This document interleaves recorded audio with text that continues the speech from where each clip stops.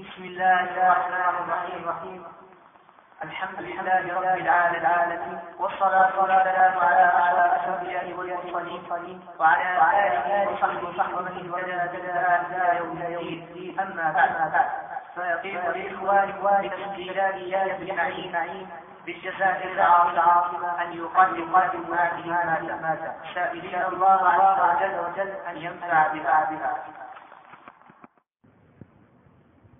بسم الله الرحمن الرحيم. إن الحمد لله نحمده ونستعينه ونستغفره ونعوذ بالله من شرور أنفسنا ومن سيئات أعمالنا. من يهده الله فلا مضل له ومن يضلل فلا هادي له، وأشهد أن لا إله إلا الله وحده لا شريك له، وأشهد أن محمدا عبده ورسوله صلى الله عليه وعلى آله وصحبه وسلم تسليما كثيرا إلى يوم الدين. أما بعد، الشيخ محمد عبد الوهاب وتلاميذه وأحفاده قامت في هذه الجزيرة على الوجه الصحيح للإسلام عقيدة وشريعة، واستطاعت هذه الدعوة بصدقها وإخلاصها وأن يرفع لواءها من العلماء والفقهاء من آل سعود الذين كانوا دعاة. أنا الليلة الأخرى رسالة وجهها الإمام عبد العزيز بن محمد بن سعود إلى السلطان كبير التركي من صفحة أظن 283 إلى 30 تقريبا، مجيء بالعلم، وكأنما أرسلها عمر بن الخطاب يدعو إلى التوحيد ويحارب الشرك، وحتى لحاكم قبل هذا الخليفة أنه وجه خطابا إلى الرسول يستغيث به، ووجدنا كتبا في الحجر النبوية إلى جانب هذا الخطاب كتب مليئة بالشرك. كانت هذه الدعوة للتوحيد وقامت على أنصار الشرك. فغار ذلك أعداء الإسلام وأعداء السنة، أعداء الإسلام من اليهود والنصارى وغيرهم، وأعداء السنة من أهل البدع والضلالات. أعداء الإسلام من الروافض واليهود والنصارى، وأعداء السنة من أهل البدع والضلالات. فشرعوا يقيسون الجسائد والمكائد لإسقاط راية التوحيد في هذا البلد ورفع راية الشرك والبدع والضلال. وأول تجربة كانت في جماعة التبليغ، حينما كانت هذه الدولة على الإسلام والتوحيد والسنة وهدموا القبور يعني نقصت أعلام الشرك والضلال، هذا أهل الباطل في الهند وفي غيرها. وبحكم أن إرادة التنبيه من أهل الهند فأعطي لمحة عنهم إنهم عقدوا مؤتمرات في بلادهم لإسقاط هذه الدولة وتدمير الحرمين، وقاومهم أهل الحديث هناك يعني صحف ومجلات ومؤتمرات وإلى آخره. ثم فشلوا وما تحققت أحلامها بالباطلة، فلجأوا إلى المكان والمكر والدس والخبث، يريدون سحق هذه العقيدة وهذه الدولة التي كانت هذه العقيدة من داخلها. فجاءوا للملك عبد العزيز وطلبوا منه أن يستغلوا فاعتذروا.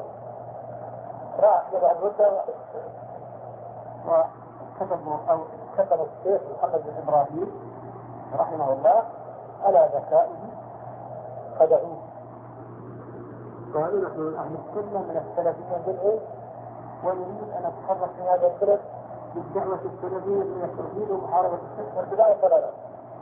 فوثق فيه وكتبه، يقول محمد بن إبراهيم ذكيهم وكتب فوثق به مسلمين جاء من الهند وأكثر من الجديد، فكتب إلى الإسلامية يسمح لهم بالعدد فسمع لهم الأمير تنبيه وبدأوا يتحركون بالدعوة دعوتهم باطلة. التف على الناس كثير أدركوا أنها لا بدعة، فبعضهم يعني الذي ثبته الله على الحق وأدركها عند الكلمة الباطل والضلال فكتب فيه فتاوي يزينهم بما عندهم من الشرك والبدع والضلالات التي تحصل هنا والتي تحصل في الهند. وذكروا أن هؤلاء الجماعة يجوبون في الهند بجمع النذور التي تقدم بصناديق القبور يجمعونها ويأكلون منها. وذكر أنواع من تزكياتهم وبدائهم وضلالهم في أجسامهم وفي عبادتهم وفي غيرها. وكذلك الأشياء متابعة التنبيهات عليهم إلى عهد ابن باز حفظه الله. وشكلت لجنة لدراسة ما عند هؤلاء القوم فدرسوا ما عند القوم فوجدوا أنهم أهل بدع وضلال، فأصدروا قرارا بإدارة من البدعة ومنعهم من التحرك بالدعوة في هذا البلد. فلجأوا إلى الترابيب بعد ما طلع القرار وجاءوا نشاطا وتعلموا من الإخوان المسلمين كيف يكونون يعملون في الخفاء والترابيب وهم نشيطون من هذا ولهم أتباع كثر. وقد رأى الشيخ لهم يعني في منها مخيمات من أبناء نجد من الفلسطين من الرياض من كل مكان. وأنا أذكر محمد بن سلام القصة كانوا ما سمع محمد آل زكريا كان هناك الدنيا بارك الله فيكم قد دخلت مبارك لكم، لكن لما دخلت ما أدري سمع أو لا قلت بالتلاميذ شيخ من التقليد هل عندكم خلفية عن الصوفية وعندها التقليد؟ قالوا لا. قلت إذا استمر الوقت على هذا الحال بعدم طالب للصوفية وتساهلكم في انتشار أهل البدع فلسوف تنطلق رايات التصوف من قلبه بدل أن تلاقيها برايات التصوف. واليوم كثير من أبنائنا يحاربون أهل التصوف ويوالون أهل البدع ويغيظهم أن يقول إنسان كلمة الحق ويدافعون عن ضلالات التصوف وعن ضلالة البنة والمنظور والتبليغ وكل أهل البدع. فما قلناه حقق شيء كثير منه ونسأل الله أن يمن عليهم بالعافية من هذه القوة ومن هذا الداء الذي ركبوا به ووقعوا فيه. وحصل إخوان المسلمين ما حصل في مصر ولجأوا إلى هذه البلاد وآوتهم وكرمتهم وأعطتهم الجنسيات وسلمتهم من يعني مناصب في الجامعات وبدأوا يفيدون للدعوة السلفية مسائل لا نظير لها لأنهم درسوا وخطط اليهود وخطط النصارى وخطط الماسونيين وخطط الميكاتيليين يقولون لنرد مكايد أعداء المسلمين وهم لا يريدون إلا الكيد لهذه البلاد فكانوا لها مكايد يعجز عنها كل أعداء الإسلام. لو الماسونية واليهود لو يعني فكروا في أخبث الخطط وأرادوا تنفيذها في بلد الإسلامي يعجزون أن يصلوا إلى مأساة ما وصل إليه الإخوان لأنهم لبسوا رداء السلفية وموجة الإسلام وجاءوا يتظاهرون بالسلفية وجاءوا بمنهج سيد قطب. أنا أشبه منهج سيد قطب بالذوق. تعرف الذوق؟ إذا مات فصيل الناقة يسلخون هذا الفصيل هذا الفصيل ويكشونها بالسبل وإذا أرادوا أن يحلبوها قدموا لها هذه الصورة فتظنه ابنها فتجر عليه وتحلب يقول ما شاء منه. فالإخوان المسلمين قدموا هذا الذوق منهج السيد قطب الذي يشبه المنهج السلفي في لا إله إلا الله لا إله إلا الله وفي الحرب على الطواغيت وتدمير الطواغيت وتدمير الشرك وتدمير الأوثان. وإذا قارنت بين أسلوب الخميني وخامنئي والرافضي تجد لا يختلف أبدا. وأنا أتحدى يكون شيء قد فيه فقه الروافض في تفسيره للتوحيد وتفسيره للشرك. أتحدى من يؤتي بما يخالف الرأي. ومن هنا أستأذن الحديث وأقول افهموا جميعا أن الروافض تبنوا كتب سيد القطب يترجمونها إلى لغاتهم وهم يحترمونها ويرونها تمثل أفكارهم ونماذجهم، ويسمون المدارس باسم سيد القطب والشوارع باسم سيد القطب والميادين باسم سيد القطب وله مكان عندهم. أرأيتم لو كان هذا الرجل على سنة وعلى إسلام صحيح فكان يتبنى هذا الباطنية الروافض؟ حديث للحق. هل تبنى الروافض شيئا من كتب التيمية، من كتب عبد الوهاب، من كتب السلفية، من أي مكان؟ هل تبنى شيئا؟ ما السر في تبنيهم لكتب سيد القطب واحتفائهم بها واحتفائهم بشخصية هذا الرجل؟ فكروا ودبروا وأدرسوا وتأكدوا. أنا بدي ناس أن يروا يشوفون، وستأتي هذه الكتب تمنيكم إن شاء الله إياها. عرفتم؟ اشتغل الإخوان المسلمون في هذا البلد، احتووا الجامعات، احتووا المنحات التي تأتي من الخارج في شخص لا أسميه، وقد يكون في الموجودين ولا أسميه ولا أعلمه. قال لي من قبل 10 سنوات أكثر إن مهمة التبليغ والإسلام في هذه الجامعات أن يحتووا كل هذه المنح لتأتي من الخارج، وأول درس يعطونهم تشويه المنهج السلفي وتنفيرهم منه وتشويه علمائه وحملته وتنفيرهم منه، وهم على هذا المظهر ماشيين على هذا المنهج فيما يكتبون من تشويه المنهج السلفي وتشويه أهله. وأنشأوا منهج الموازنات والذي أنشأه القطبيون السروريون، فإن الإخوان ما أوصلهم ولا التبليغ ولا الدنيا ما أوصلهم الشيطان إلى هذه المكيدة وإلى هذا التفكير الحديث. فأنشأوا منهج الموازنات بين الحسنات والسيئات. لماذا؟ لحماية سيد القطب وحماية قيادات الإخوان المسلمين. فإذا قلت فلان عنده وحدة وجود وعنده اشتراكية وعنده تعطيل الصفات وعنده تحريف التوحيد وعنده بدع وعنده عدة لك من هذا البدع، يقول لك لكن بجوانب مشركة. فين الحسنات؟ أنت ظالم، بس تذكر جوانب مشركة وتشوف الجوانب المشركة، فينك؟ أنت ظالم. عرفتم؟ فإذا آمنا بهذا المنهج ورجعنا إلى منهج السلف ورجعنا إلى مؤلفاتهم في كتب الرجال، الكتب التي ألفها الرجال والنقد الذي تضمنته كتب السنة التي هي كتب العقائد في ثناياها، لا نجد لهذا المنهج أثرا. فإذا كان هذا المنهج حق فإن أفجر الناس وأظلمهم على هذا المنهج مالك وسعيد بن المسيب وقبله بعض الصحابة ينتقل ابن عباس وأحمد بن حنبل والأوزاعي والثوري والسفيانان، الثوري وابن عيينة والحمادان والبخاري ومسلم وابن حبان وكذا، كلهم أفجر الناس. وكتب السنة كلها قامت على الفجور والكذب والظلم. أنا ما أعرف مكيدة أخبث من هذه المكيدة للإسلام، لأن هذه هنرقى نؤمن بمنهج الموازنات ونأتي لكتاب البخاري في الضعفاء فلا نجد أهل هذا الميزان. إذا هذا رجل فاجر ظالم. لأنهم قالوا إذا ذكرت كتابا أو ذكرت شخصا ذكرت الجانب المظلم منه واقتصرت على المسالك فقط وأهملت الجانب جانب الحسنات فإنك في هذه الحال خائن ظالم، لأنك ذكرت نصف الحقيقة وذكرت حقيقة أخرى وأخجلت عليها الكتاب.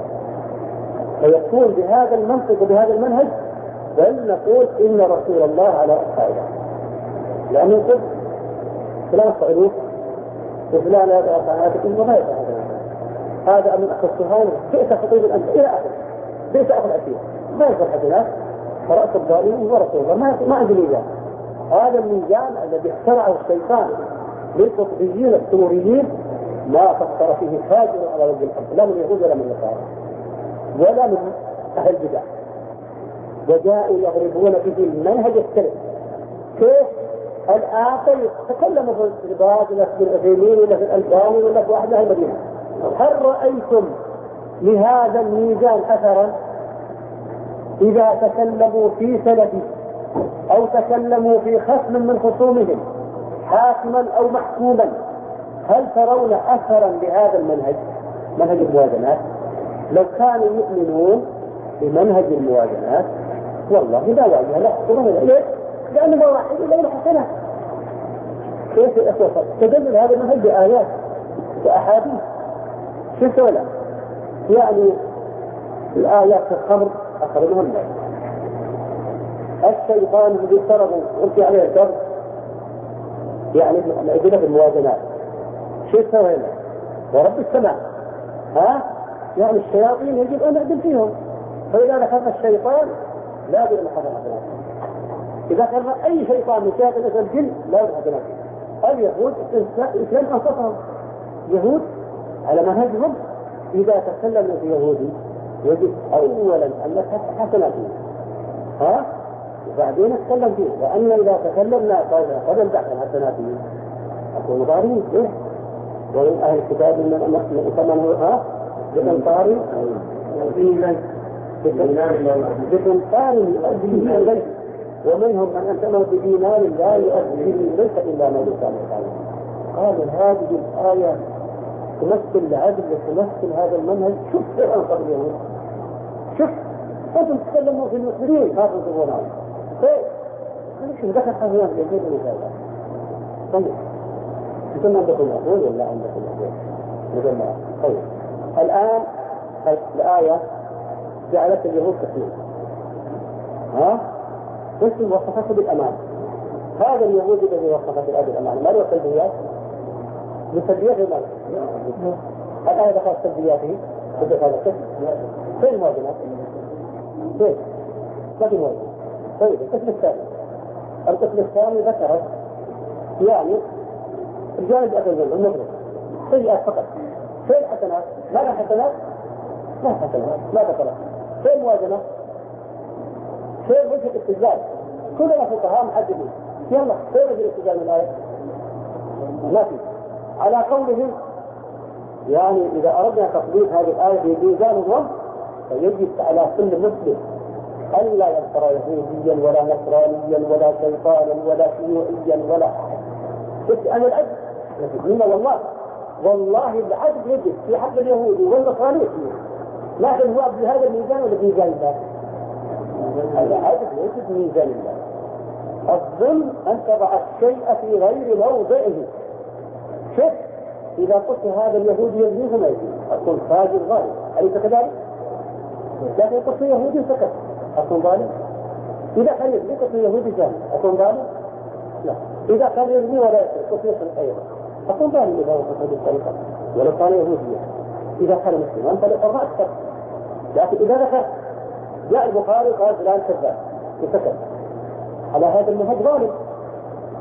يعني لو الآن جاء بمنهج الموازنات في كتاب الضعفاء كله شيء ما شخصية إلا ويقوم بإحصائية بحسنات لا سيئاتها إلا واحد أو اثنين ما بذل مجهودا في إحصاء مساوئهم من محاصيل يكون ظالما. فإذا كان الكتاب كله من أول آخر تجد أقل هذا الميزان على منهج هؤلاء يكون البخاري فاجر ظالم. وإذا جئنا بكتاب العلم لأحمد ونجد هذا مبتدع فلان ضال فلان جهمي فلان معتزلي ما يصح خلافه شفت ولا نقول الله أحمد مالك حكم هذا المنهج الذي رفع شعاره ورايته هؤلاء التطبيقيين يكون ظالما. إذا كنا مسلمين صدقا وحقا فيجب أن نحارب هذا المنهج الذي ينسل عن تطبيقه قبل الناس كلهم هم الذين وضعوه. والذين نادوا به ورفعوا رايته. مما قيل أن القوم فجر كذابون لا يريدون للعدل بل يريدون للبدع والضلالات أن تموت، ويريدون أن يحمى قياداتهم من أن يمسوا بأي نقص أبدا. هم لا يريدون نقدا لا بموازنات ولا بغير موازنات، لأنك حتى لو جئت بمنهج الموازنات في حق قياداتهم فستكون كفة الباطل هي الراجحة وتطيش كفة الحسنات. عرفتم؟ حتى لو جئت بمنهج الموازنات في هؤلاء لكن يأتون بجهد إجمالي إلى بدون الحسنات. والله عنده أخطاء يشوف الترابي يدعو إلى وحدة الأديان، هذا ميزان.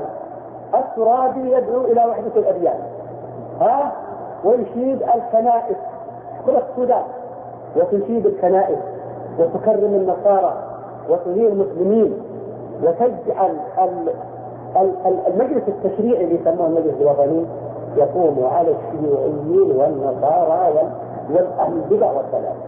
وليس هناك أظن فرد واحد يمثل الإسلام إلا واحد من أنصار السنة يمكن يصير حالها.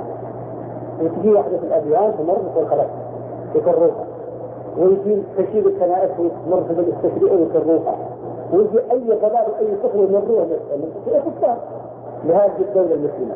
تعال أي سروري ولا قطبي ولا إخواني أنا هم هذا يقول لك والله مسلمة والتراب مجدد وطبعا نادر يعني بالتدريب فكرة شيء بالتدريب لا تلومهم في ثانية. قال لهم واحد طيب إذا كان هذا منهجكم الترابي لماذا لا تذكرون؟ البلاد هذه عندها حسنات أكثر مسؤولة، لماذا تسيدوا الناس؟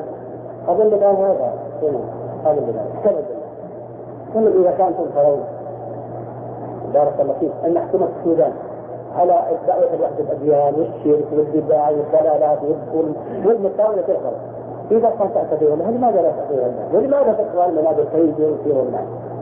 كيف لا؟ لأن الحسنات ولا توحيد موجود، سنة موجودة، الأرض موجود، الخير موجودة، الخير موجودة دون أخطاء السودان. فلماذا لا تعاملون؟ يعني حكام بلسطين بمطعمات حكام السودان.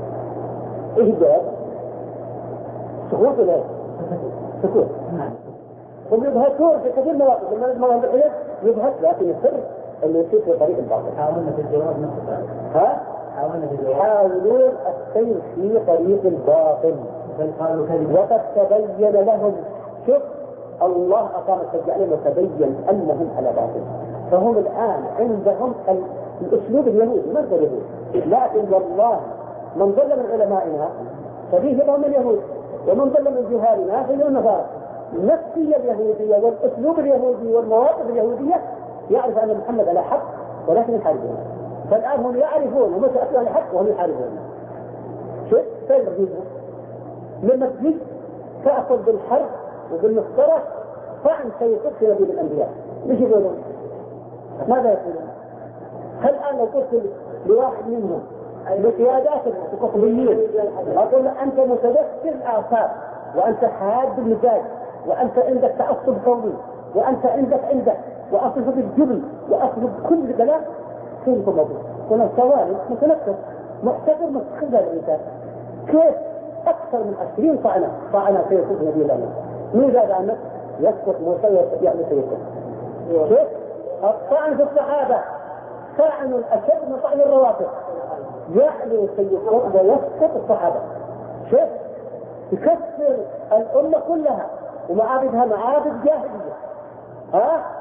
والدولة العباسية والأموية خرجت من الإسلام نهائيا في سياسة الحكم والمال. هذا تكفير منه لهاتين الدولتين.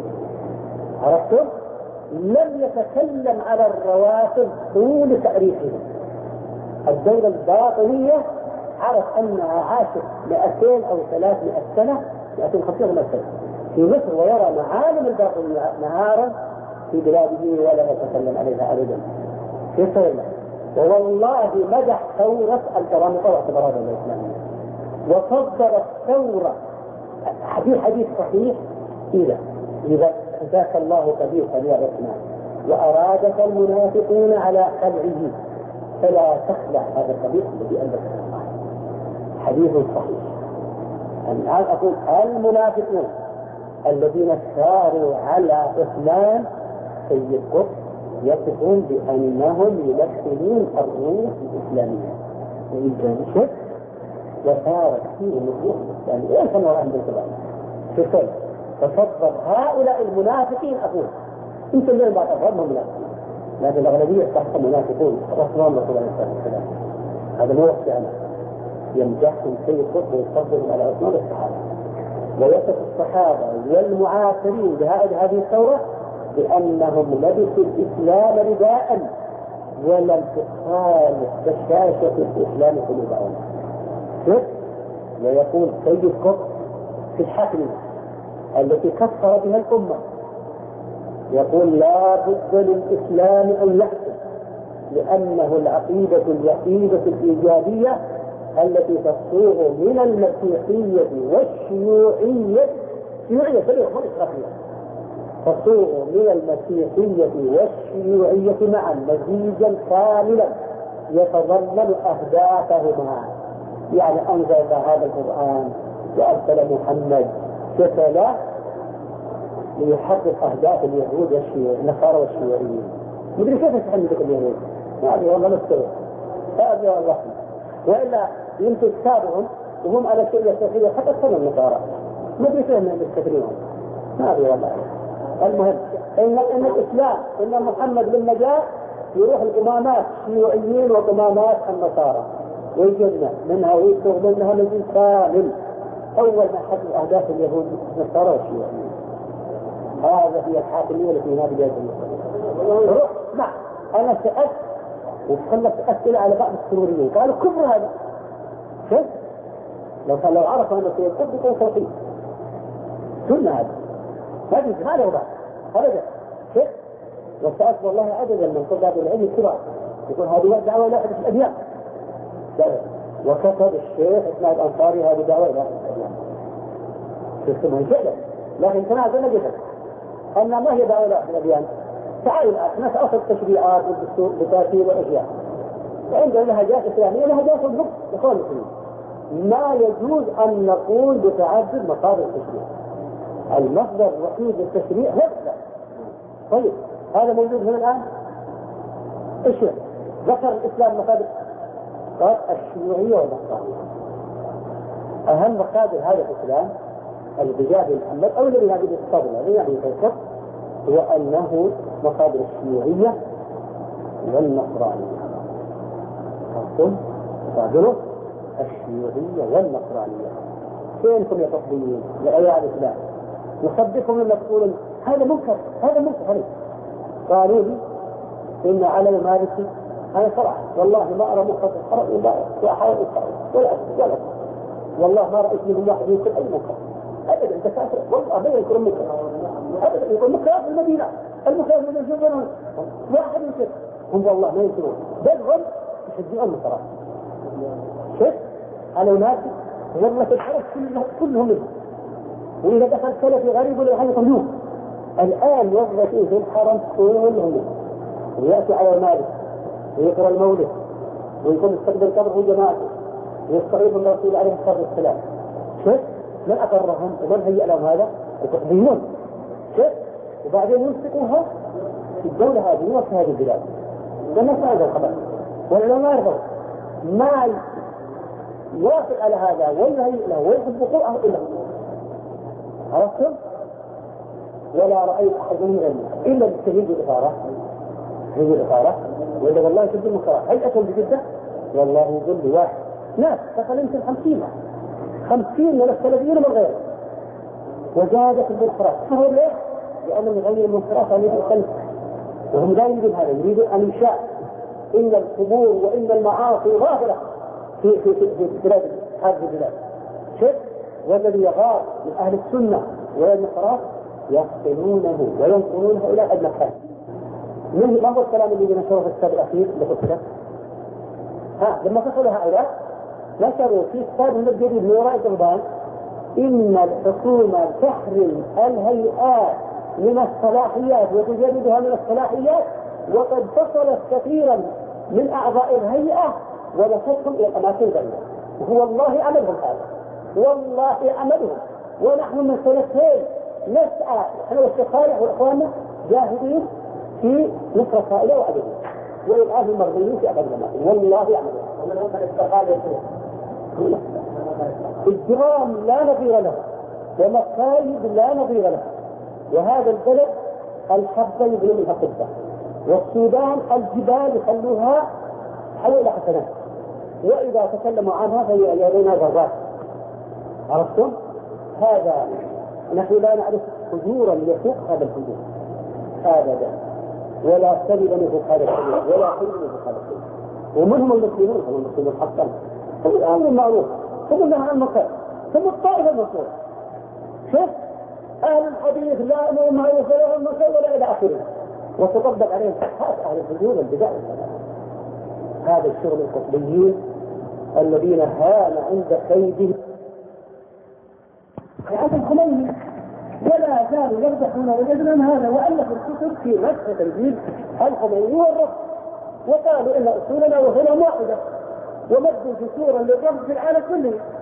في أمريكا وفي السودان الآن اتفاقية جديدة أنا قرأتها يعني تضم 8 مراتب إلى المراتب الأساسية، ونشر الكتب والمكتبات والدعوة والمساجد، وبعدين يشاركوا عند الخبراء في الجيش وعندهم كيف الدولة هذه ايش شغلها؟ فإذا حاربوا الرفض والله لا يقبلوا، وإذا قالوا منكر معروف أقول والله بالتبع، والله ما كنت متبع لأنه ما سمع هذه السنة. شوف ما قال لأحبائي إذا أردتم النجاح فارفعوا الشعار أن أرض النساء. وجاء مختار بن أبي عبيد، وجاء أبو مسلم، وجاء أبو عبد الله الشيعي، وجاء علي بن الفضل، وجاء كثير وكثير فبن سمر. كل الله يقطع شعار الجهاد والشعار الأمر المعروف والنهي عن المنكر والغير عن الإسلام. هذه ليست جديدة. اللي يقرأ التاريخ يعرف اللعب السياسي، ومن القرائن على كذبهم أن حكم الخيار يزرع الإسلام ويكبره، والكبراء تجار المخدرات أصدقائه، ورفع راية تحت الشيوعيين والروافض والباطنية، وهو إمام على الحق يمثل الجهاد الإسلامي الصحيح إلى يوم القيامة وفي المال التبرعات. وهذا السودان الترابي يحكم السودان على ما هي عليه، هي دولة إسلامية رائدة يجب أن تتبع. هذا يدلنا على كبد القوم ووضعهم موازين يتلاعبون بها على هواهم، يرفعون من يشاء باطلهم هواهم ويخفضون من شاء. وإذا حاربونا لا تجد أثم الموازنات، وإذا تكلمت على الآخرين فلا بد من هذا الميزان. وأنا أسأل الله تبارك وتعالى أن يخشع ويقتلع بدور هذه الفتنة وهذا الكابوس عن صدر الأمة الذي يقل ظلم الطغاة والجبابرة ويتضاءل أمامه رب السلام. والله لقد ظلم الإسلام ظلما ما ظلمه أحد من حكام الأرض، لأن دول حكام مكشوفين جهلا، لكن دول يرفعون شعار التوحيد والكفر والطواغيت. كيف؟ وهم كذابون. الطواغيت التي سمى الأنبياء طواغيت لا تنفع، كفر ثابت، كفر بدائي، كفر شعبي. نسأل الأنبياء وقفوا طول حياتهم يحاربوا ما يسمى بالكفر الشعبي لما وقفوا به. هذا بس الذي بالسلفي ولا طعن فيه.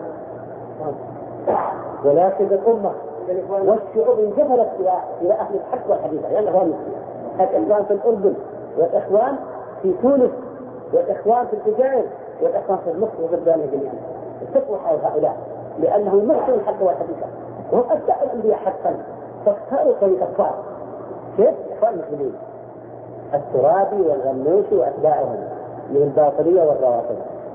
عرفتم؟ هم أما نحن كعوامل عملاء وجواسيس وخونة ومنافقون، والمنابر كلها تضطرب علينا وتستخدمنا بالنفاق، لأن رفعنا راية التوحيد. اللي يرفع راية التوحيد ويدافع عن السنة منافق، واللي يدافع عن البدع بالسنة ما شاء الله هذا مسلم ومن أتباع الأنبياء. عرفتم؟ مساجد وخبز ووجد عصور العصافير والعمل من هذا الشيخ يحلو وهكذا علم الأنبياء يجعل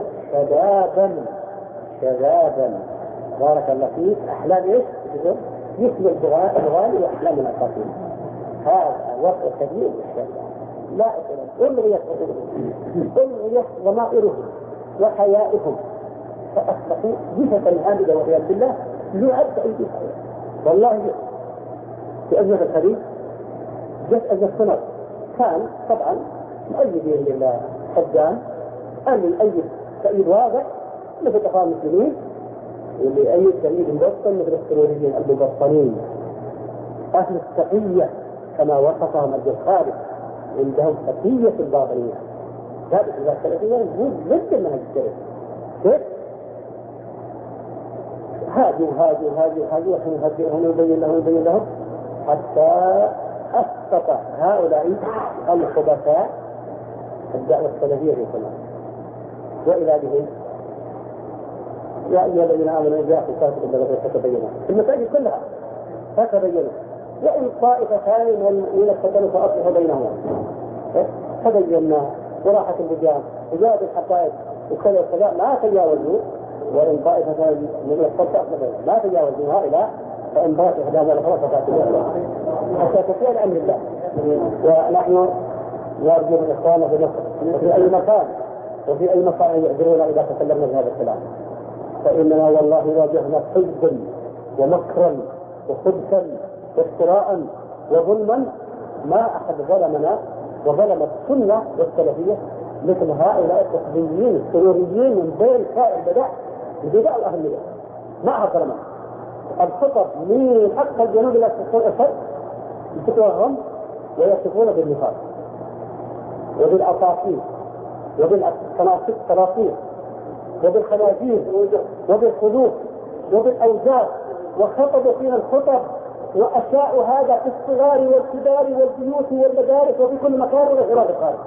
والله اليهود ما يفعلون هذا، لا أظلم ولا أفجر منهم، فنرجو الله يرجع إخواننا يعذرنا والله.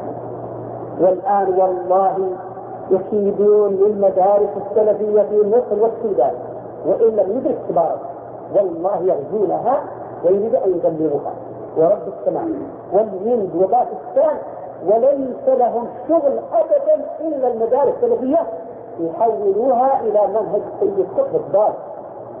لا أعرف في فرق الضلال أضل من سيد قطب ولا من ورب السماء. الخوارج يقولون وبعض البدع القليلة، والروافض عندهم رفض بعض البدع. أما سيد قطب يا جماعة كل هذه الأشياء وهذا ما لنا الرفض خبث سوبر ماركت. كيف؟ سوبر ماركت اطلب كل بعض من شيء يأتي إلى سوبر ماركت. والله سوبر ماركت يقوم روح هذه الكتب التي كتبتها ورجع روح سوبر ماركت ولا الرافض عنده رفض والخارج عنده خارجية والمرجع عنده إرجاء. هذا جماعة الإسلام الحمد لله. ويقول لك جدد البدع والضلالات أضاف إليها أشياء من الغرب الحمد لله. لا تلومنا يا أخوان، يعني نحن في ديننا وفي أعراضنا وأفسد أبناءنا إفساد لا نظير له. يجب اليهود والنصارى وكل أهل منه يعجزون، لأن هذا بذكر لباس السنة والتوحيد بقوة.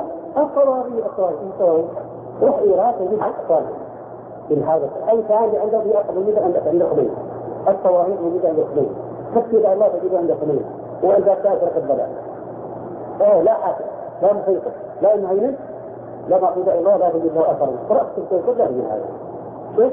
وإذا كفر الأمة كلها من تجد تاريخ هذا لا يمخيط، لأنه قال بالحاكمين أطاعوا الكفار فهم كفار والكفار حطوا الله لهم كفار. طيب ألا يذكروا أن ثواب الدعمين ليس تذكرها؟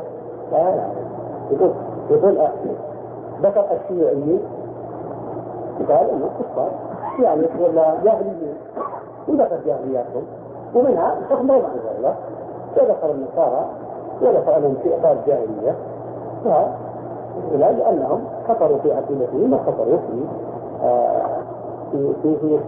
في حاكميتهم. الهند كذلك الى اخره كفار، لكن حسب ياتيها بكل فرقه هذه الشرط وبعدين يأتي ودخلت هذا الأطار أطار جاهلية التي يشارك فيها اليهود والنصارى والشيوعيين، ودخل في هذا الإطار هذه الجماعات أو هذه الشعوب المجتمعات التي تزعم لنفسها الإسلام ولم تدخل في هذا الإطار لأنها عندها فساد في العقيدة أو فساد في العبادة. يعني برئة بعد لا فساد في العقيدة ولا في ذلك، لأن الشرك الأخبر بآخر الله والدفع بغير الله والإسراف بغير الله والخوف والرجاء، كل هذه الأشياء لا تدخل في القلب ولا تؤثر على العقيدة أبدا.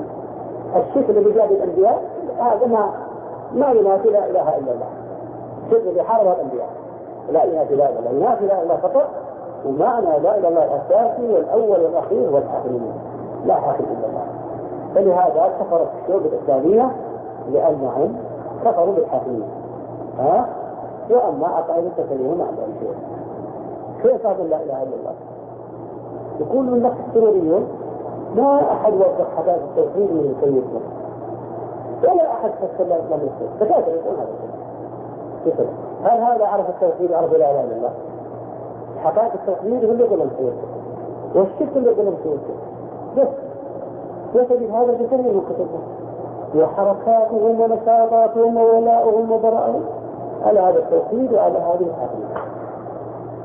فأعدى أعدائهم السلفية وأظل الناس عندهم السلفية، ونذكر لكم الآن الذي بدأت به ما توقف منه. ألف واحد منهم كتابا جمع فيه 30 أصلا يقذف بها السلفية كذبا وزورا وظلما. أنا الآن مضطر إني أبين لكم الأصل الأول ومن أولاده نحن أنتم، وأنتم لا تجاملون في الحق. هو الحقيقة اللي أن الإسراف يعترض. قالوا إننا مرجئة تجاه الحكام وطوارج على الدعاة ورافض مع العلماء الصالحين وكيفهم كيف؟ ثم بدأت ذكروا، لكن أنا أذكر لكم الآن الإرجاء والخروج. طيب من المرجئة نحن ولا أنتم؟ يقول أنتم مرجئة، مرجئة مع الحكام. طيب هل أنتم مرجئة مع الحكام ومرجئة مع الطواغيت البدع والضلال؟ كيف هذا؟ طيب هات يأتي البدع فيكم فيها الحلول، فيها الوجود، فيها طب القرآن، فيها الاشتراكية، فيها عدة شيء، سلسلة طويلة من الضلالات الكبرى. يقول لك هذا مجاهد له جانب يشركه كيف؟ لا يضر مع الإيمان ذنب. منه الغالب الأرجاء أنا ولا أنت؟ أنا إذا كنت يقول لك أنت ضلالة تقام الجنة أي أحد من كلك الضلال يقول لك ما عنده عليه ما أرسل واحد يقول لك والله عنده ضلال. إذا الشرك إذا عنده عندنا عاصي ولا ينزل صوبه تحت القدمين أكون في النار قال رسول الله. أنكر هذا يحلق حتى يقول أعوذ بالله شو سوى؟ يحل أي مصر صوبة كبيرة يقول أعوذ بالله شو طيب؟ كيف أرجع؟ أنت ترى الطوال الكبرى هذه عند البندر والموجود وسيد قطب والثاني والمحمد قطب والإخوان كل الخيار والترابي تقول يعني ما ينتهي حزب خيار سيار برهاني تسرع كل الإخوان من الدنيا مهما ارتكبوا من الجرائم هم تحت رايهم الإخوانية أو الكفرية هؤلاء ينتهدون من الصحابة كيف؟ يعني يقتل يذبح الكفر الإلحاد ينشر الباطل يدعي أهل الأديان ما دام تحت راية الخلق ولا يضر هذا أبدا. هل عرفت الإرجاء في كتب التاريخ وفي واقع الناس من أخف وأرذل وأفجر من هذا الإرجاء؟ عرفتم منه؟ فهمتم هذا؟ من هم الإرجاء؟ أحيانا أنا لهم أنا إذا قلت لواحد عنده بدعة واحدة أقول لك أعوذ بالله من وضع الله منه شكرا. أما هم مئات البدع فلا تضر حتى لو فيها شرك حتى لو فيها وجود حتى لو جعلت الأديان هذا لا تضر. والله أنا ما عرفت إرجاء أخرجها أنا أظن مرجئة والله إنهم يتبرؤون من هذا المذهب الخفيف يعني لا أشياء منه. طيب تعالوا الحكومة إجراء في السودان قالوا أنا دولة رائعة يا جماعة دولة بعد الأديان تشيد القبور وتشيد الكنائس وتضرب النصوص التي يحصل منها جوائز الناس وصدام النصوص التي تضرب على الشعب السوداني ظلما وعدوانا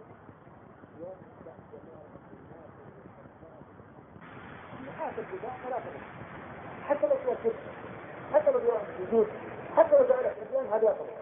والله أنا ما عرفت إرجاع أخرجها أنا أظن مرجئة والله إنهم يتبرؤون من هذا المذهب الخفيف يعني لا أسوأ منه.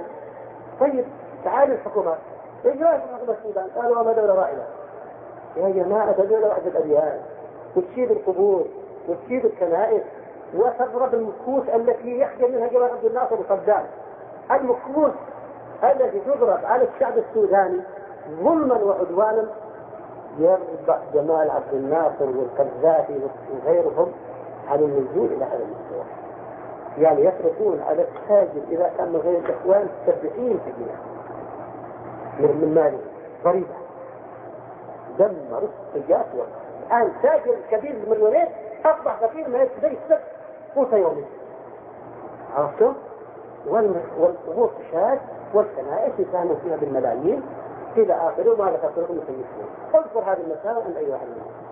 قل لا دولة مسلمة. من المرجمات الحكومية أنا لا أجل. حكمة خيار غاسون كذارين يفيون ويصدقون. والتجار المخدرات. وأن الشيوعيين والروافض والباطنية تحت رايتهم يندمج معهم مو تحالف وذا استعانة وجبال إخوان كلهم تحت رايتهم بالسية. كيف؟ وبرهان أيضا بنصيب من هذا. سألهم عن هذا وهذه يقول لك كان يقول لك ايش يقول لك؟ مجاهدون أنتم لا شوفوا صوت الجهاد والمجاهدين. جماعة أنت ما تريد ما تبرأ لا كذا ما تبرأ تحت بالله منه المرجع مع الحكام والمرجع مع طواغيت البدع والضلال. نحن ولا فحتى أنا نحن الحكم عند أخطاء والله نكون أعترف عند ربا وهذا الربا كبير شلتونا ونبرأ إلى الله من هذه المعصية. عند هكذا علماءنا كتبوا في الربا ورب السماء. والإخوان المسلمين منذ قام تنظيمهم يتوظفون في البنوك ويجيزون إيداع الأموال في البنوك الربوية. ويصرح يوسف القرضاوي بأن الفوائد الربوية حلال وعز زلال للدعاة العلماء. شكرا. وعلماء يسألون عن التصوير حرام يقول التصوير عند الحلال إلا إذا كان حليل غير زائد حلال. أما التصوير صور ما جيته شكرا ولا حلال. علماء يحرمون التصوير. الربا علماءنا ألفوا فيه ويحرمونه من إذا أنشئ يفتون. الإيداع في البنوك حرام. الوظيفة البنك حرام. فين الأرجاء عندنا اللي ما تنسى؟ المعاصي البدع الحاربة المعاصي الحاربة. بارك الله فيك. وشفت لك هيئات الموظفين في هذا البلد من محاربة المنكرات. يا جماعة عندك ايش عندكم المنكرات؟ يقول واحد يقول عليه يعني يأخذ الخمور من خمارات يسموها ويروح يدوها في البسكولات في الحدائق الدنيا في الشرق. الآن اسأل السوريين الإخوان عن هذه الحكومات وعن هذه الجماعات الضالة يقول لك جماعات إسلامية. يجيزون تعدد الجماعات تطبيع إخوان ضريريين تجاريين مرنين. يجيزون تعدد الجماعات ويعتبرون كل ما يبدونه من نسل البدع والضلال جهود إسلامية.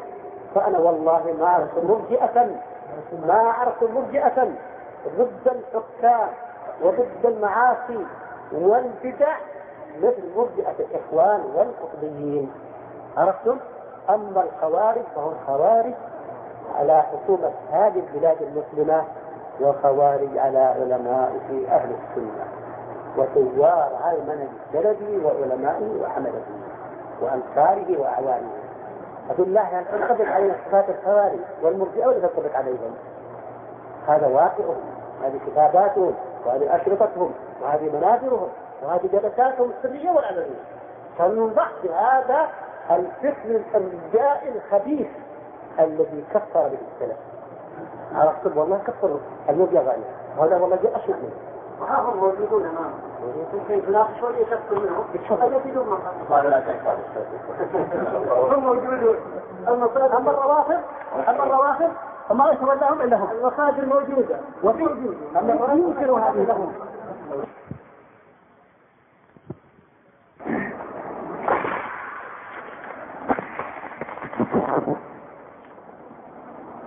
بسم الله الحمد لله والصلاة والسلام على رسول الله وعلى آله وصحبه ومن اتبع هداه.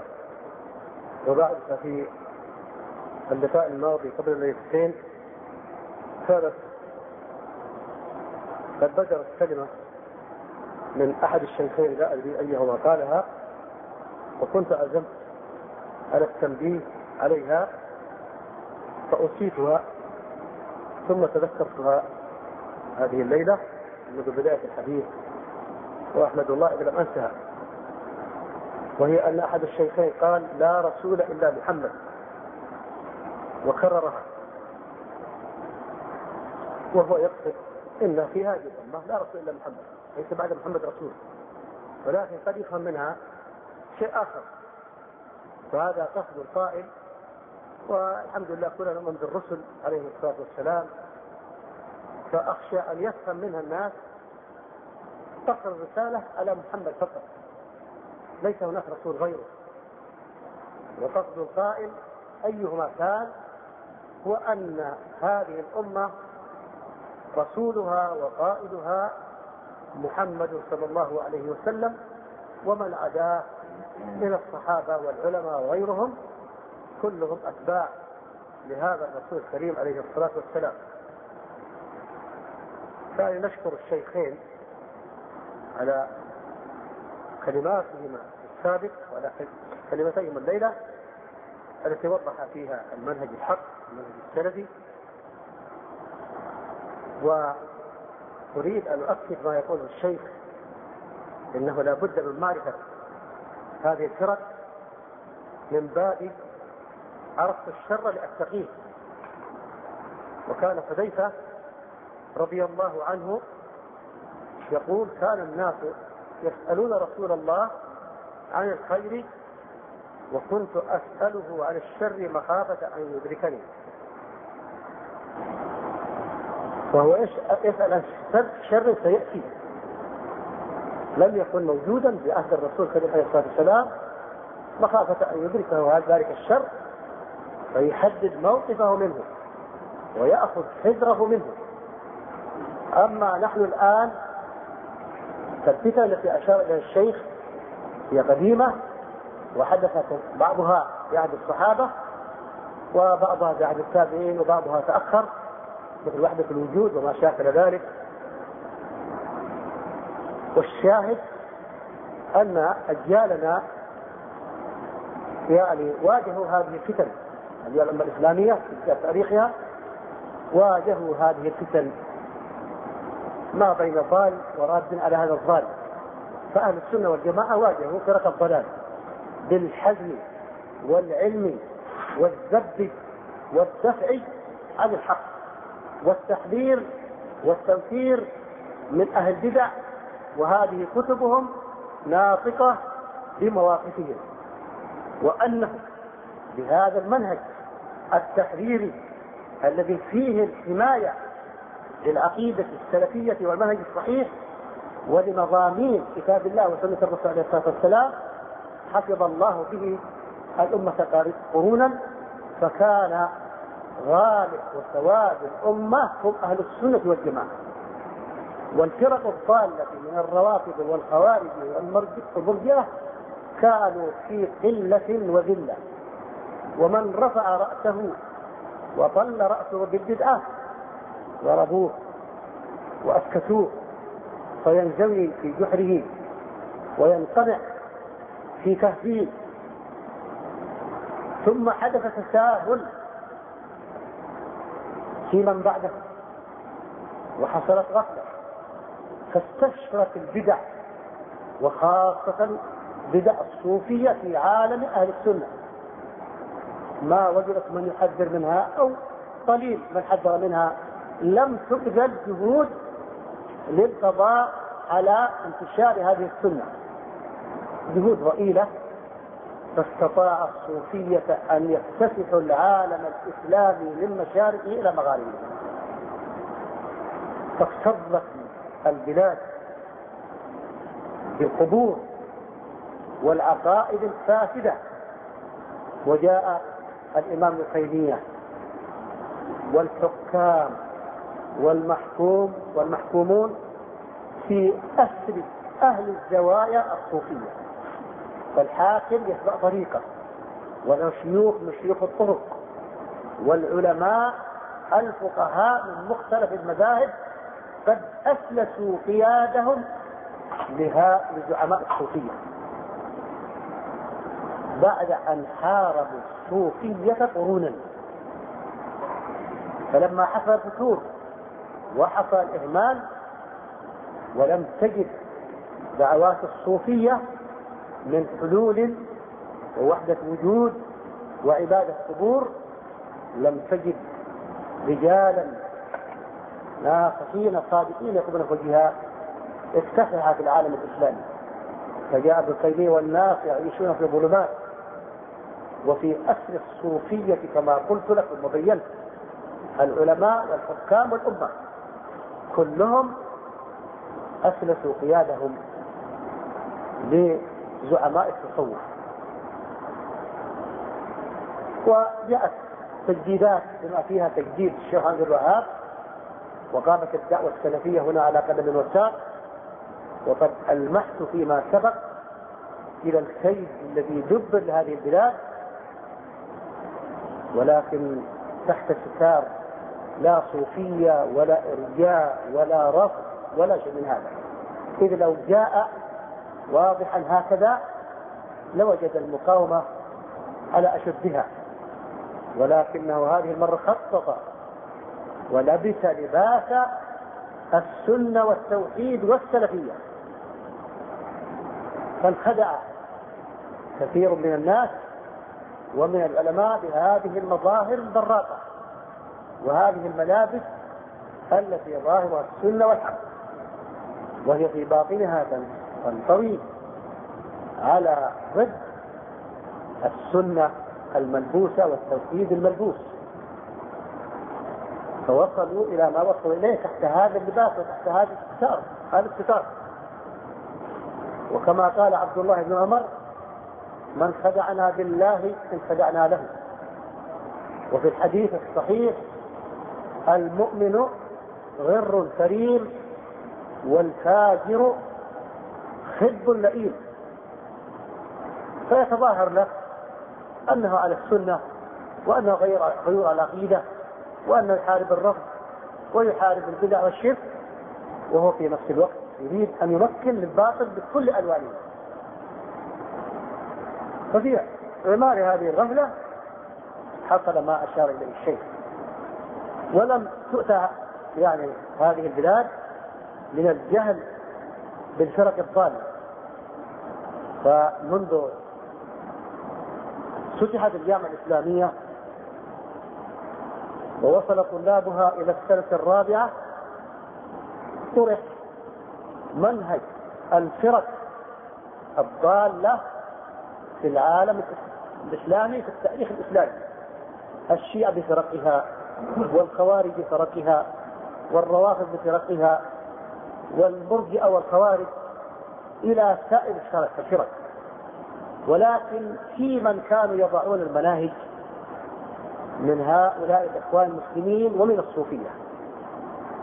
درست المذاهب المعاصرة، ودرس التاريخ المعاصر، ودرس التاريخ المزيف للإخوان المسلمين، التاريخ الملفق، وتركوا حقائق منهج الإخوان المسلمين وعقائد الإخوان المسلمين. درست الفرق إلا هذه الفرقة الجديدة التي تضم في طواياها كل مبادئ ومناهج الفرق الضالة. هذه أغفلت، الجانب الباطن الفاسد منها لم يدرس ولم يعرفه أحد. وكانت تؤلف الرسائل، الماجستير والدكتوراه والندوات والمحاضرات تشيد بزعماء الإخوان المسلمين، وتؤلف فيهم المؤلفات لا تذكر إلا الحسنات والجهاد والتضحيات والفكر والعلم وإلى آخره.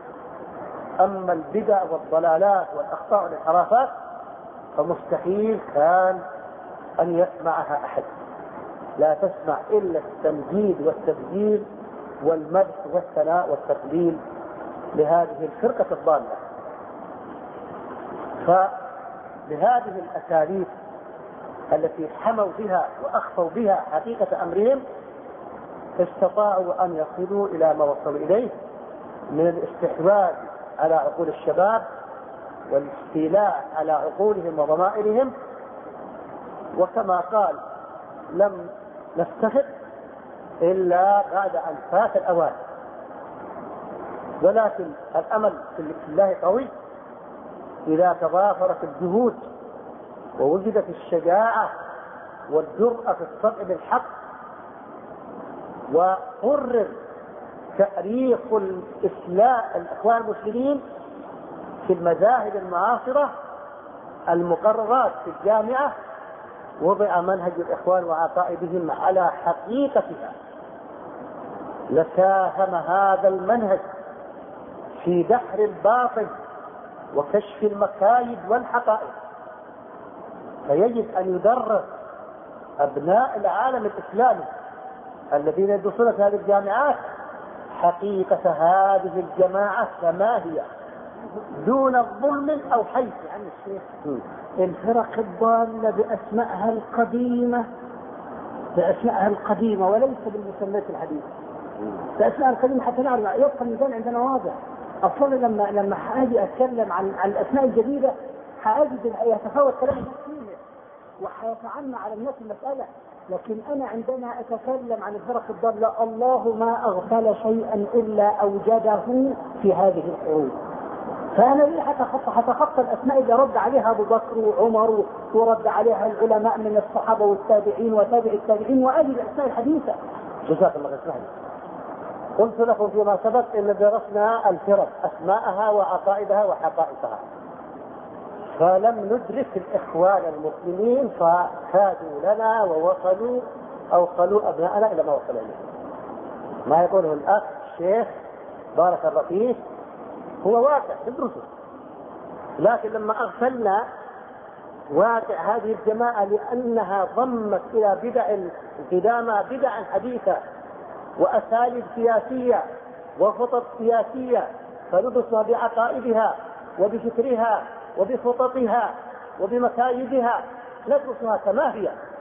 أنا أقول درس بالفرق، أنا قلت لك منذ وصلنا السنة الرابعة في الجامعة الإسلامية قرر علينا المذاهب والفرق القديمة والمذاهب المعاصرة، واستطاع الإخوان المسلمين الوجود في الجامعة أن يستلوا أنفسهم ويستلوا الصوفية أيضا. ما المذاهب الصوفية ما قررت في منهج الجامعة الإسلامية، لا بجانب ما الذي حصل. استطاع الإخوان المسلمين أن يحموا أنفسهم، لم يذكروا في المذاهب السياسية المعاصرة طبعا وهي قائمة لا قائمة، ولم يفتح المجال لدراسة الصوفية لأنهم هم الصوفية. فالشيخ كلامه حق بارك الله فيكم، لو كان الوضع على خلاف ما نحن عليه الآن، أما والوضع كما ذكرنا فإنه والله ما حمانا معرفة الفرق كلها من مكايد الإخوان المسلمين. نتكلم عن هذه الفرق، أنتم تتكلمون على فرق قد اندثرت وماتت، وإحنا ما تنبهنا قلنا والله صحيح كلامكم صح، يجب أن ندرس الفرق المعاصرة ونعرف حقيقة الإخوان المسلمين. ليه نروح ندرس فرق اندثرت كما تقولون ونترككم الآن وأنتم تنخرون تفكير في هذا المجتمع الصالح القائم على المنهج الصحيح والمنهج السليم؟ فأظن أن الأخ يوافقني على ما أقول الآن، وأن اقتراحه لابد من دراسة الفرق الماضية ما نجانا ولا حمانا ولا حمى مدارسنا وابنائنا من سيد الفرق المعاصرة التي حالت بيننا وبين معرفتها. وشاء الله تبارك وتعالى أن يسخرهم بأنفسهم يكتبون عن عقائدهم وعن طرقهم وعن خططهم، فجئنا بعد ما طرحت في المكتبات وفي المدارس والجامعات فقراء لأنهم يرون أن مغفلين أمنوا أن ندرك وأن نخرج ما عندهم فطرحوا كل ما عندهم، سخرهم الله تبارك وتعالى فعرفنا ما عندهم. وإذا بنا نجدهم قد احتووا الرافض. ليش نحارب الرافض في إيران وهم موجودين بين أظهرنا الفكر الرافضي؟ ولماذا نحارب الخوارج في التاريخ وفي الجزائر الأباضية في الجزائر والأباضية في عمان وهم عندنا يشتغلون تحت لباس السنة؟ لماذا ندرس فرق الإرجاء والإرجاء ينخر في عقول أبنائنا؟ لماذا تروح المرجع؟ فين المرجع الآن؟ فين الموجودة في الإخوان المسلمين؟ في فكرة التطبيق السوريين. الآن نقول لهم هذا الإرجاع، شوفوا على حقيقة، اسمعوا كلام الإخوان. تبون الإرجاع؟ نعم. تبون الرفض؟ تفضلوا. تبون على حقيقته، يعني حقيقة ما تقرأ تاريخا، تقرأ على الطبيعة في فكر الإخوان المسلمين. فأرجو من الأخ الموافقة على ما أقول، لأن هذه الحقيقة. وأعيد وأكرر أن دراسة الفرق في التاريخ ما نجانا من مكر وكيد هؤلاء حتى ما انتبهنا إلا بالأخير. لا ما كانت دراسة عن الشيخ كالدروشة كان الدروشة ما كانتش دراسة والله دراسة. لأن هذا الكلام اللي كل انتبهتوا إليه كل الناس منتبه إليه من قبل من منتبه له. ويقرأ مجلة الهدي النبوي وما كتبته في الأربعينات. عمل هل خلصت السعودية؟ أنا لا أريد أن أخص. أنا أسألك الآن، أنا كنت كتبتم عن الإخوان المسلمين وماذا يفعلون في السعودية؟ كتبتم عن تولي الإخوان المسلمين للروافض. نعم. وعدائهم. ما رأينا ما رأينا. ما قرأته مجلة الهدي النبوي. أنا واحد من أنصار السنة ما تأتيني مجلة الهدي النبوي. من سنوات قديمة يا شيخ. هذا الأطفال ما ندري. أيوة. ما ندري. نحن ما عرفنا الإخوان المسلمين إلا من خلال كتاباتهم. عرفتم؟ ومجلة الهدي أنا قرأت كثيرا من كتاباتهم. أنا أعرف أن محمد حامد كان ذكيا، وأن الملك عبد العزيز كان ذكيا. الملك عبد العزيز جعل البنا يستأجر بفتح مراكز هذه البلاد. قالوا كل الأخوان ما يحتاج فتح مراكز الإخوان المسلمين. محمد حامد الفقي قال لي واحد من أنصار السنة لكن مرجوك تغير، يعني أسرع الإخوان المسلمين. قال محمد البنا كان وأعطل من محمد حامد. فالتفت إليه رسول ما شاء الله، رسول حماقة محمد حامد وجنون محمد حامد نشر الحق والسنة في مصر والسودان وشرق آسيا، حتى هذه البلاد قوية دعوة السلفية بهذا الجنون وهذه الحماقات محمد حامد. لكن العقلاء هو لكن العقلاء لم نرى لهم أي أثر. شيخ سكت شيخ محمد حامد كان ما شاء الله أحمد، لكن البنا كان حكيم عظيم. هذا السلف يقول هذا الكلام الفارغ شيخ.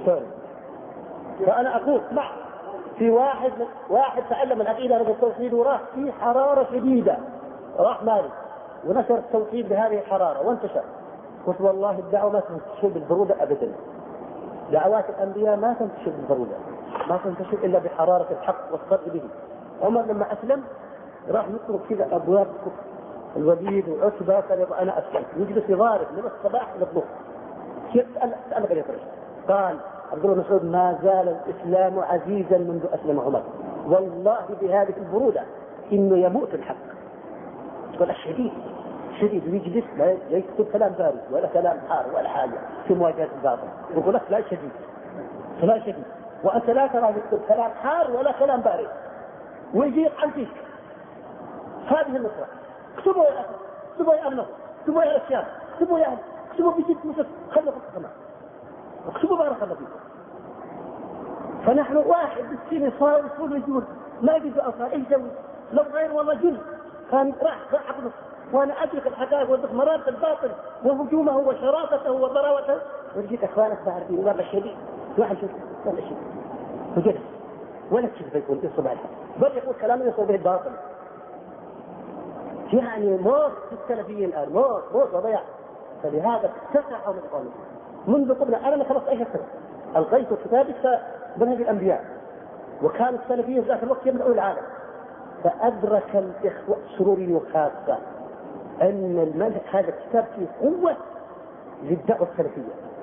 فتنبرع محمد سرور زين العابدين وألف كتاب منهج الأنبياء يمسخ الإسلام مسخا ويحول صراع الأنبياء مع الكفار إلى صراع سياسي. شيء ضد هذا الكتاب. أنا قلت الكتاب منهج الأنبياء على حقيقته. فجاء لا قال لا، منهج الأنبياء غير منهج الأنبياء ومنهج سيكون.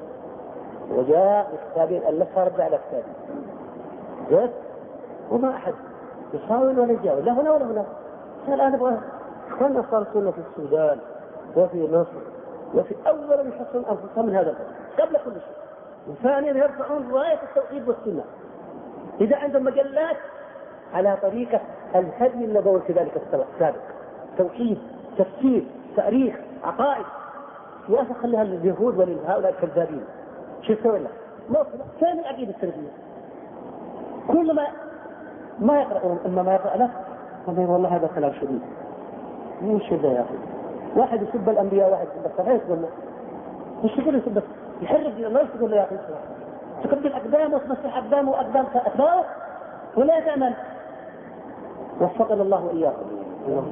فلا بد من دراسة هذه الفرقة الضالة الآن التي تكتسح العالم السلف والعالم الإسلامي. العالم غير السلف وفاء، فهم يخدمون أوروبا وأمريكا واليهود في تدمير الاتجاهات السلفية، يحولونها جزائر فجأة برمة الإسلام الحق وإلى المنهج السلف.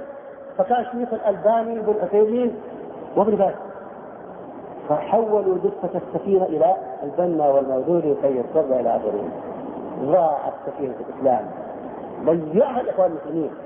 الشباب في مصر نشأ على كتب ابن تيمية وابن عبد الوهاب ودرس أنصار السنة، وامتلأت الجامعات بالسلفيات والسلفيين، وانتشر الحجاب، فأطلق السادات الإخوان المسلمين سيئة من السجون وهجموا هجوما شرسا على هذا الاتجاه السلفي ومسخوه واستأنف الدعاة السلفية مرة أخرى في الإسكندرية الدعوة السلفية، فسلطوا عليه هذه آب جديدة الآب السرورية وهجموا هجمة شرسة.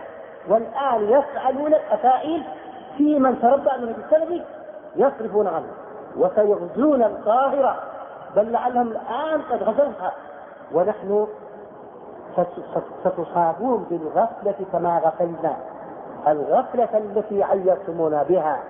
الآن أنتم ستقعون فيها أو قد وقعتم فيها.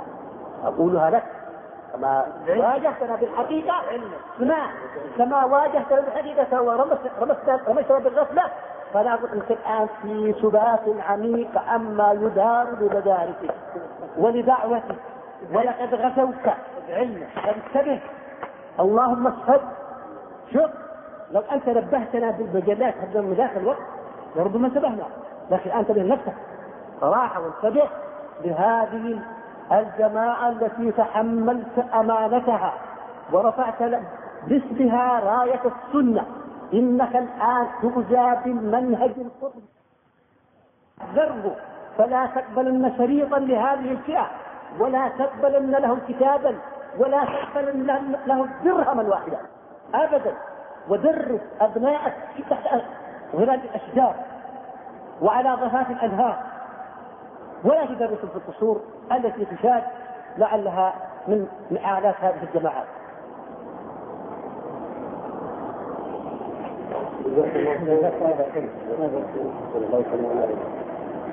نسأل الله السلامة والعافية. أمين.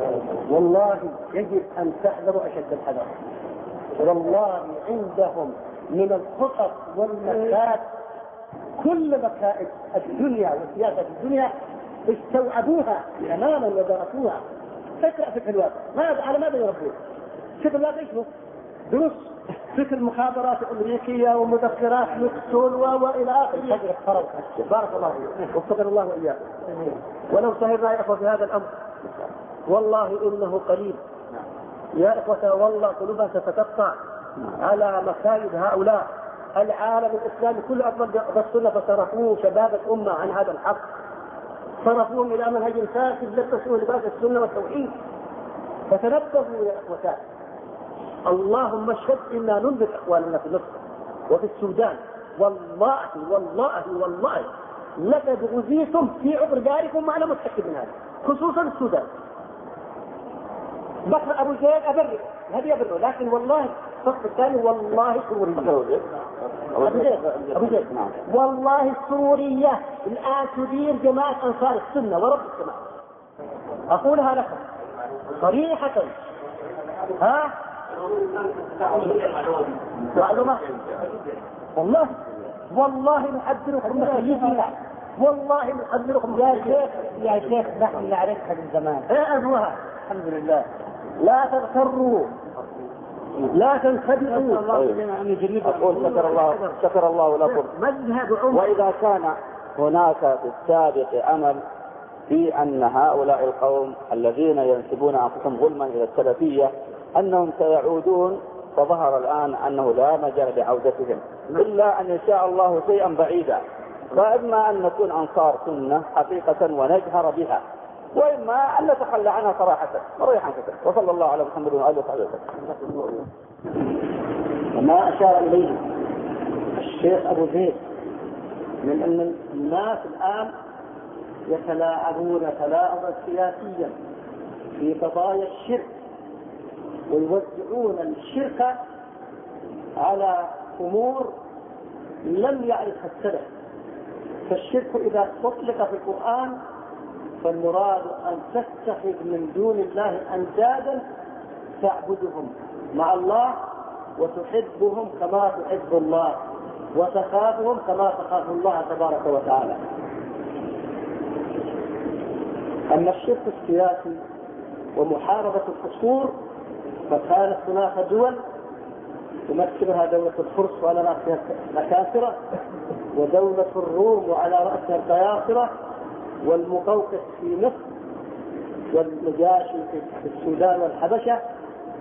وما كان القرآن يقول قيصر سوى كذا، وكسرى فعل كذا، والنجاشي عمل كذا، يقول اتخذوا أحبارهم ورهبانهم أربابا من دون الله والمسيح ابن مريم وما أمروا إلا ليعبدوا الله إلها واحدا لا إله إلا هو سبحانه عما يشركون.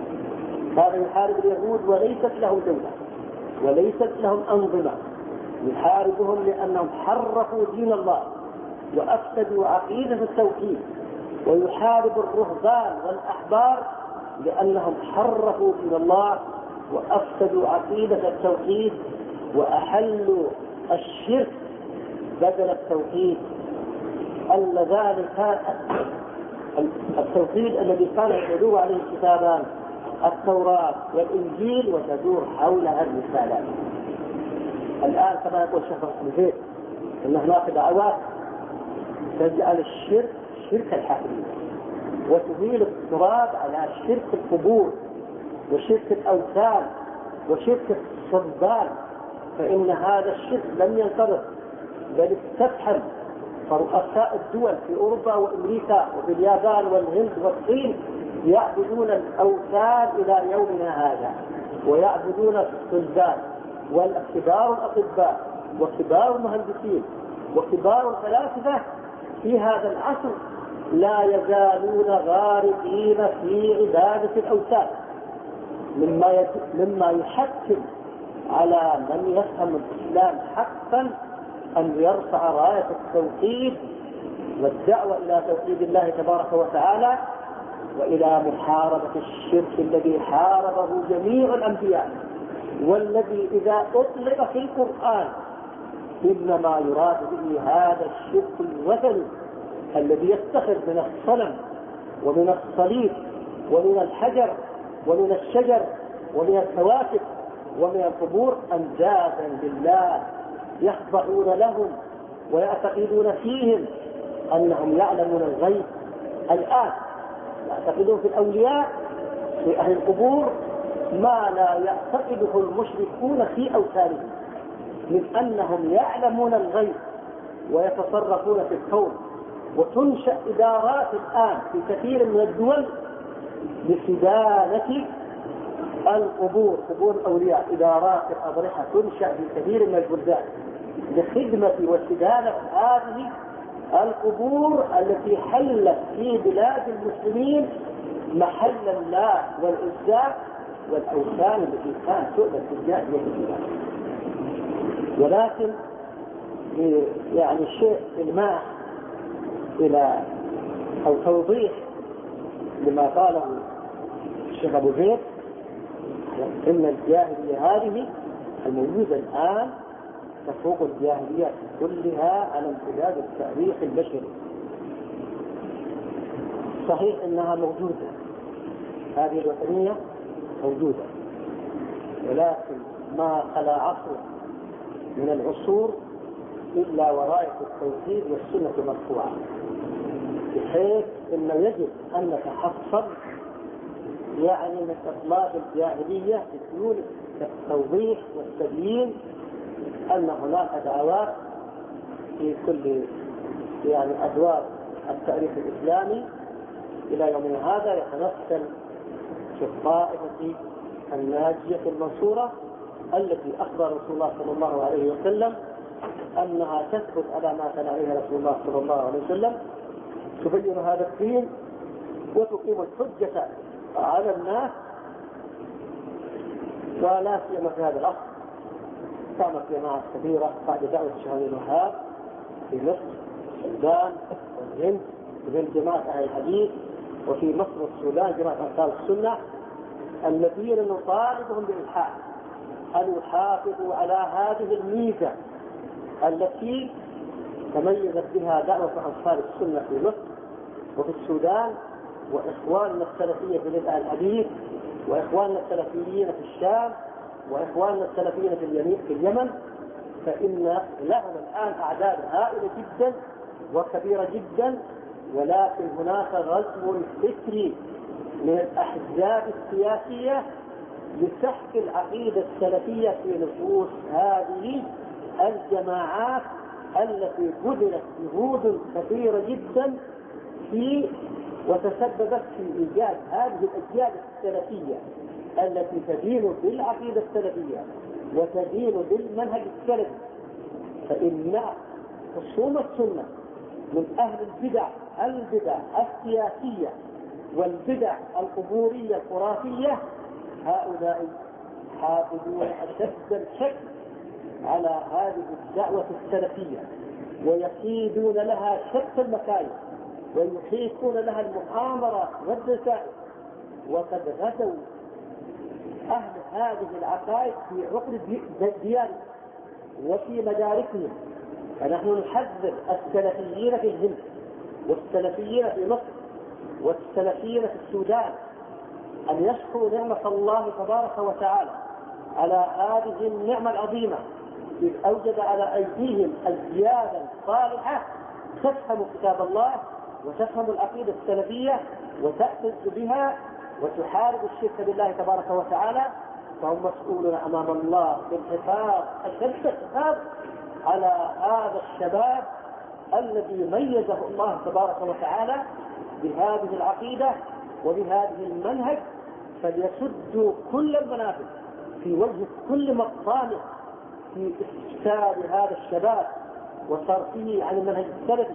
وقد أشار الشيخ أبو زيد إلى أن هناك طروحات وضعت للتهليل من المنهج السلفي وصرف الناس عنه إلى ما محاربة ما أصنعوا في الشرك السياسي والشرك الاقتصادي، وفي نفس الوقت هم ضارعون أو كثير من قياداتهم وزعاتهم غارقون في الخرافات الصوفية والقبورية، وغارقون في العقائد الرافضية، وغارقون في بدع وترهات لا أول آخر التي يستوجب على كل مسلم محاربتها قبل ما يسمونه بالشرك السياسي أو بالشرك الاقتصادي.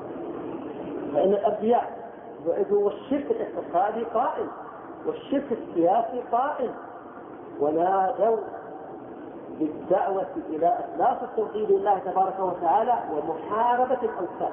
والدليل على هذا أن إبراهيم يوجد في مجتمعه شرك سياسي وشرك اقتصادي والشرك، لكنه بدأ بالشرك في العقيدة والشرك في العبادة، وبدأ يناظر أباه ويناظر قومه في هذا الشرك ويحمل المعول ويذهب إلى الأصنام يحطمها.